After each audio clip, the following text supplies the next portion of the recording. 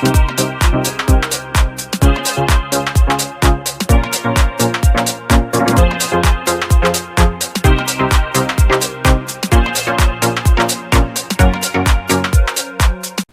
semuanya, selamat datang di Podcast Insai DLM. Perkenalkan, saya Emi Silviana yang akan memandu Podcast Insai pada hari ini.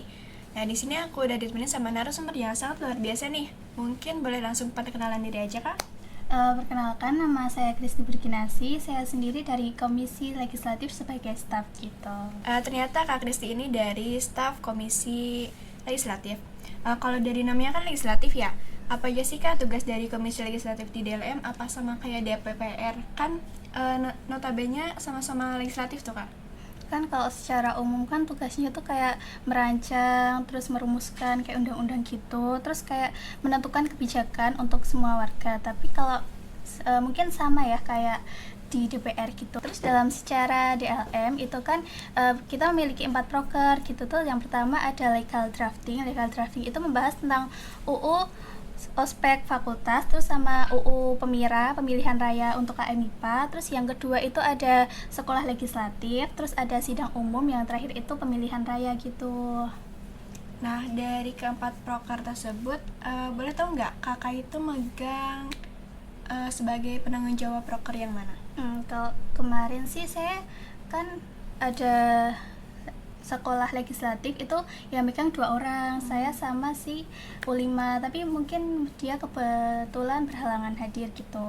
Kemarin sih waktu kita megang sekolah legislatif itu semacam mungkin seminar gitu ya, seminar terus mengundang 2 pembicara. Yang kemarin tuh kita mengundang ahlinya dari legislatif mungkin, jadi kita mengundangnya tuh wakil ketua DPR sama ketua DLM dari Fakultas Hukum. Kemarin sih kita ngundangnya Bapak Joko Pramono SE sebagai wakil ketua DPR, terus yang ketua umum Fakultas Hukum yang di DLM itu sendiri Kak Nain Deon gitu Kak. Kegiatan dari sekolah legislatif tadi tuh berarti kayak seminar kayak gitu ya Kak? Iya betul. Cuma seminar kayak gitu apa ada kegiatan yang lainnya?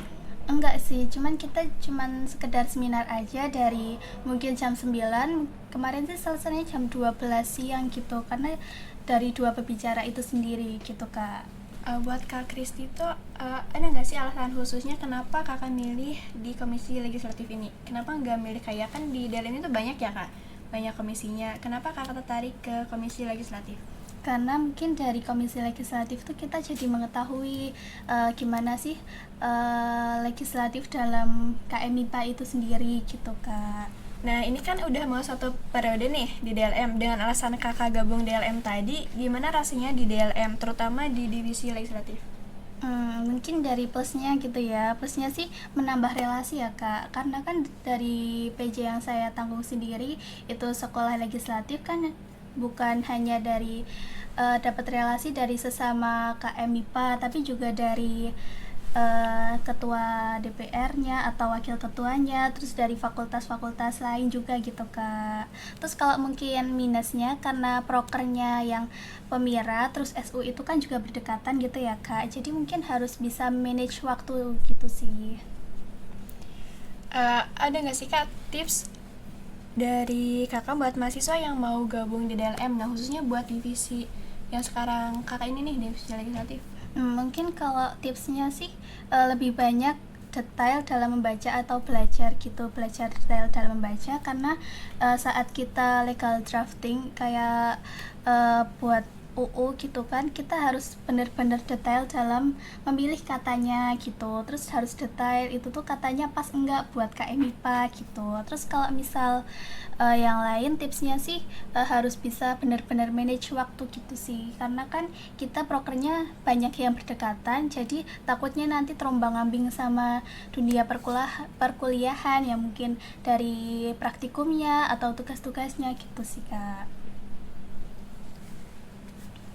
Wah, menarik banget gak sih pembahasan kita kali ini? Kita jadi lebih tahu tentang komisi legislatif, dan teman-teman yang mau gabung di LM khususnya di komisi legislatif nggak perlu ragu-ragu karena udah dikasih tips nih dari Kak Kristi apa aja tips buat gabung di DLM.